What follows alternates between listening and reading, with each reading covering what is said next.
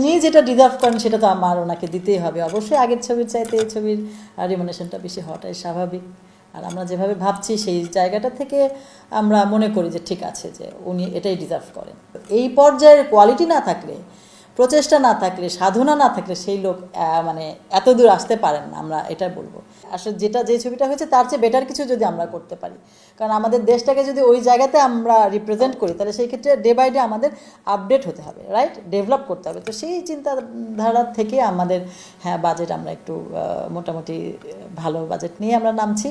আমি মানে ছবিও নিয়মিত দেখি, এইটার ব্যাপারে দর্শক হিসেবে আমি খারাপ না। তো গত 2-3 বছর আমি এই নিয়মিত ছবি দেখছি। তো আমার এই মিডিয়াতে কিছু ভাবনা অনেক আগ থেকেই ছিল যে এখানে কিছু করব বা এরকম। তো এই ভাবনার মধ্য দিয়েই আমি যখন ছবি দেখা শুরু করি, তো আপনারাও জানেন যে রিসেন্টলি 1.5-2 বছর যাবৎ বেশ কয়েকটা ছবি মানে ব্যবসা সফল হয়েছে। শুধু সেটাই না, এখানে নারী প্রযোজকরা আসছেন। তো এটাও আমার জন্য অনেক বড় একটা ইন্সপিরেশনের ব্যাপার যে আমি ওনাদেরকে দেখেও ইন্সপায়ার হয়েছি যে সবাই অন্যান্য নারী প্রযোজক আসলে আমি কেন না, কারণ যেহেতু আমার ভাবনাটা অনেক আগ থেকে ছিল। তো সেই চিন্তা চেতনা থেকেই আসা। আর সাকিব ভাইয়ের কথা যেটা বলেন সেটা হচ্ছে যে আমি যদি ছবি করি, প্রথম যদি কাজ করি, তাহলে প্রত্যেকটা মানুষেরই ইচ্ছা থাকে যে সেরাটা দিয়েই শুরু করব, তাই তো। তো যেহেতু উনি আমাদের মেগাস্টার, আমাদের দেশে খুব মানে ইয়েতে আছেন, উনি শ্রেষ্ঠ মানে, তো সেই জায়গাটা থেকে আমি ভেবেছি যে প্রথমেই উনাকে নিয়েই কাজটা করব। তো খুব একটা সহজ ছিল না ওনাকে পাওয়াটা, সেটা আপনারাও জানেন যে প্রথম প্রযোজনা করছি আর প্রথম ছবি করছি, আমাদের হাউস থেকে প্রথম ছবি যাচ্ছে। তো যাই হোক, যেভাবে হোক শুকর আলহামদুলিল্লাহ শেষ পর্যন্ত ওনাকে পেয়ে গেলাম। আস্থা ছিল, বিশ্বাস ছিল, আমাদের গল্প সুন্দর, গল্প ভালো, আমাদের প্ল্যান ভালো, সব কিছু শুনে হয়তো বা সাকিব ভাইয়ের ভালো লেগেছে। আমরা যারা ব্যবসা করি তারা আসলে আমরা এই জিনিসগুলো দেখি যে কোন দিকে মানে আমরা রিস্ক ফ্যাক্টরগুলো দেখছি, তারপর কোনটা কোন জায়গায় লস হতে পারে সেগুলো দেখছি। তো এই জায়গাটা থেকে আমি বেশ কিছুদিন যাবত স্টাডি করছি, না জেনে না বুঝে বা কোনো স্টাডি না করে যে আমি একদম নেমে গেছি সেরকমটা ভাবার কোনো কারণ নাই। এগুলোর মধ্যে আমি তো স্টাডি করছি, তারপরে হচ্ছে যে রিসেন্টলি যে ছবিগুলো হলো, তো সেগুলো দেখেও আমার একটা ধারণা হয়েছে যে না, যদি আমি মেকিংটা ঠিক রাখি, গল্পটা ঠিক থাকে, আমাদের টেকনিক্যাল যে ব্যাপারগুলো সেগুলো ঠিক রাখি, সিস্টেমগুলো ঠিক মতো করতে পারি, সব কিছু মিলে চিন্তা করেছি যদি আমরা সব সমন্বয় করে করতে পারি, ইনশাল্লাহ এটা অবশ্যই ব্যবসা সফল হবে। তো সেই জায়গাটা থেকে রিস্ক তো নিতে হবে। ভালো কিছু করতে গেলে আপনার ভালো বাজেট লাগবে, এবং আসলে যখন আপনি লার্জার দেন লাইফ করবেন তখন কিন্তু আপনাকে সেভাবে গুছিয়ে করতে হবে। তো আমরা একটু অ্যাসিওর করতে পারি যে আমরা মানে প্রত্যেকটা সাইড আমরা গুছিয়ে করার চেষ্টা করছি ইনশাল্লাহ। অবশ্যই বড় স্কেলেই করছি, তা না হলে তো আসলে লার্জার দেন লাইফটা আসছে না কথাটা।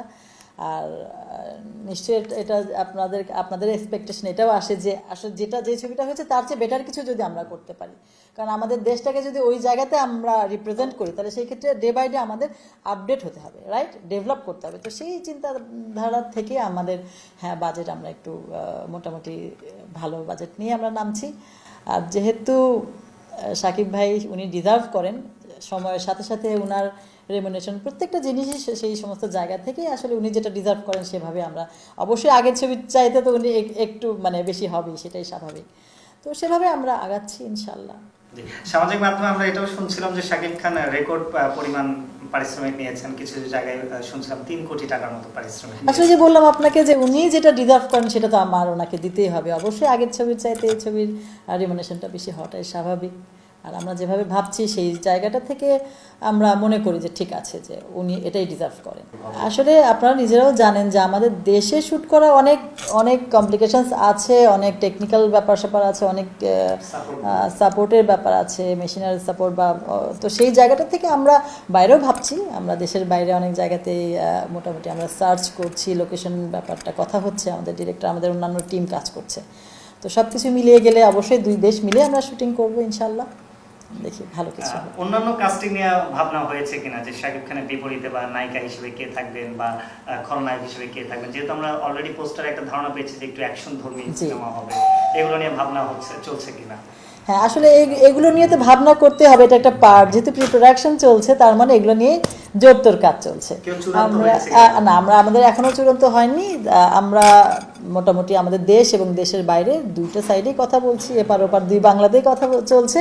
দেখি যার সাথে মোটামুটি কথায় কাজে মিলে যাবে যে না ঠিক আছে এটা আমাদের ক্যারেক্টারের জন্য যাচ্ছে, সব মিলে আমরা একটা ডিসিশন নেব। এখনও ডিসিশন নেওয়া হয় নাই, তো আমরা এপারে এবং ওপারে দুই পার থেকে আমরা খোঁজার সার্চিংয়ে আছি যে কোনটা আমাদের জন্য বেটার হবে, আমাদের কাস্টিং মানে ছবির সাথে কোনটা যাবে, বা আমার নায়কের সাথে কোনটার সাথে কার সাথে ভালো, মানে সেই জিনিসটা আর কি আমরা দেখছি।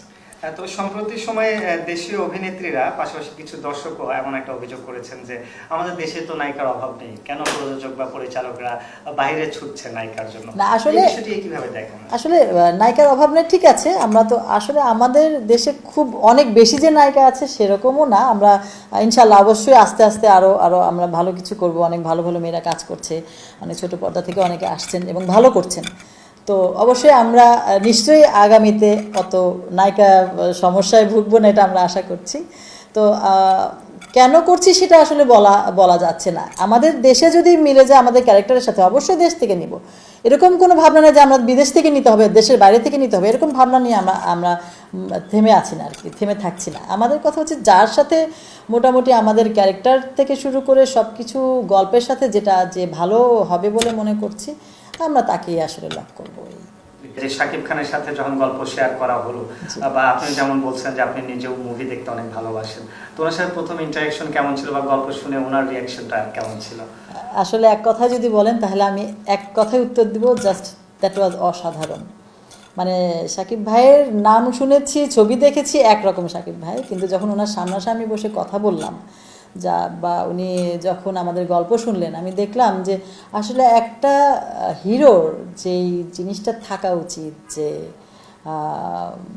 মানে অধ্যবসায় বা তার যেই অ্যাটেনশন মানে মনোযোগ, এটা গল্প বলছি, সে এক গল্প এক টানা 40-45 মিনিট শুনে গেলেন, এবং তারপরে উনি নিজে নিজে সব মানে মনে হচ্ছে যে পুরা মুখস্থ হয়ে গেছে। তো এই পর্যায়ের কোয়ালিটি না থাকলে, প্রচেষ্টা না থাকলে, সাধনা না থাকলে সেই লোক মানে এত দূর আসতে পারেন না, আমরা এটা বলবো।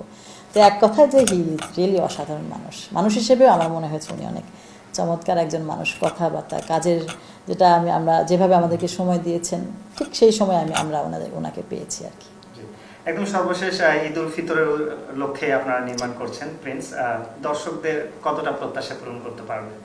আসলে আমার দিক থেকে আমার মনে হয় যে ইনশাল্লাহ আমরা পরিপূর্ণভাবেই প্রত্যাশা পূরণ করার আশা রাখি, কারণ আমাদের বিশ্বাস আছে, আমাদের নিজেদের প্রতি আস্থা আছে। এ পর্যন্ত আমাদের দর্শকরা আমাদেরকে দেখেছি খুব ভালোভাবে, পজিটিভলি আমাদেরকে গ্রহণ করেছেন, এটা আমাদের জন্য অনেক বড়